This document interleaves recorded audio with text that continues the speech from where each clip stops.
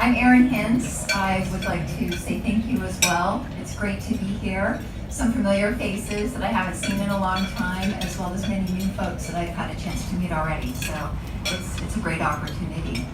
I work with a company called Barracuda. We're in the security business, and I'm the Chief Marketing Officer. And let's see, what I wanted to be when I grew up. Maybe it's too long of a story, but I'll give it a shot. There was nothing that stood out as a particular role, but something that I loved doing as a child was putting on plays. When I was a little kid, I wrote a play and had all the neighborhood kids come and act in it. And when we had the opportunity in English class, I built a set that was quite extravagant. There was a whole thing that we were doing, one scene. But I really enjoyed that, and when I think about how that ties to where I landed, it's very much about telling a story, and I think that's why I ultimately ended up in marketing.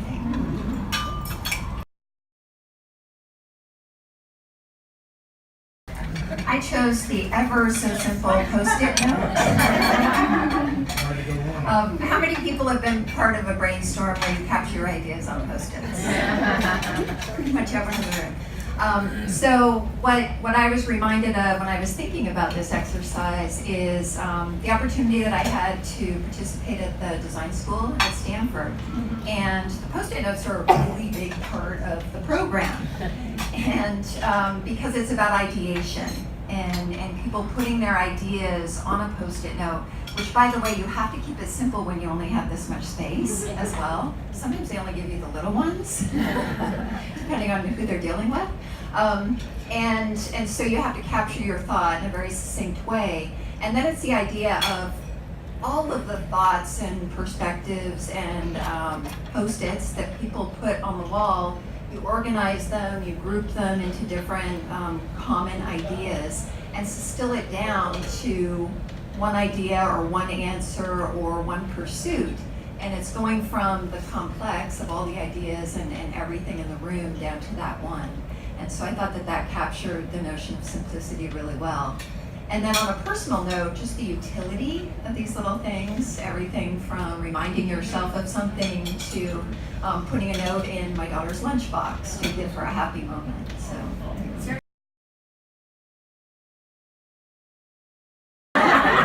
Well, you've spent a lot of your career in how I met you first. Well, what's your perspective? So something that encourages me is I have seen, I've witnessed, I've experienced more women supporting women. Mm-hmm. I think even events like this, where we come together and it's a topic and it's something we're talking about, is just so important. And just a personal story, several years ago, I was working for a company and we had a female executive. She was the only one on the executive team. And it was our analyst presentation or analyst day, and she presented. And I found myself, and I checked myself on this, I was sitting in the audience being critical of her. And I know, it was so bad. And so I was going through this, and then I said, wait a second, what are you doing? She actually did a fantastic job. Like, what is wrong with you? And that was a major turning point for me, personally. And I think that I'm not against women, I never have been, right? I've always been, but that day and that thought and that experience made me realize, wait, you have a responsibility, and you gotta stop that. It's not good. And I think it's not good to criticize anyone, and you know, when you're working together within a company, all the presenters that day work for my company, and we need to be supportive of each other. But I think especially, you know, because women can also be very critical of each other, right? I mean, we watch the Oscars and it's like, oh, glamour do, glamour don't.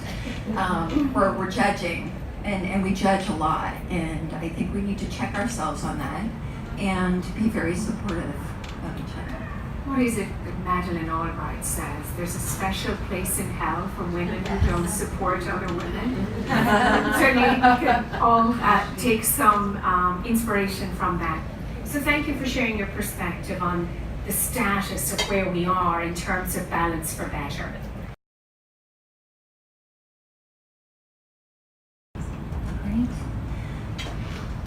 One thing that we can all do, I believe, is as we have a project or something that we're doing cross-functionally across our company, is create a diverse group to go solve that problem.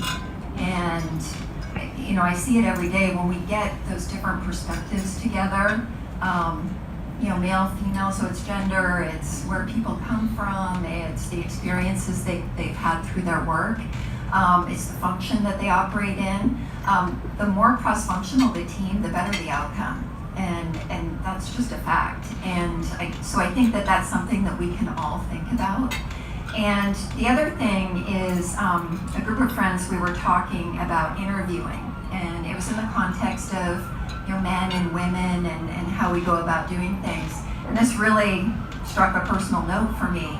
But someone said women, when they're interviewing for a job, or let me start with men. Men, when they're interviewing for a job, they interview and talk about and position themselves based on their potential, what they can do, what they believe they will do someday.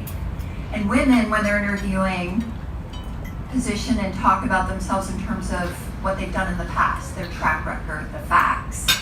And when you pair those two together, the two people with the exact same experience and education and everything else can be the same, but if you position yourself that differently, there will be a different outcome.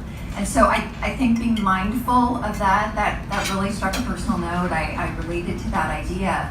And so now as I'm hiring people or part of a team that's interviewing for a position, I think about that and just being mindful of it. And it's you can also overgeneralize too. People are individuals and everyone does things their own way.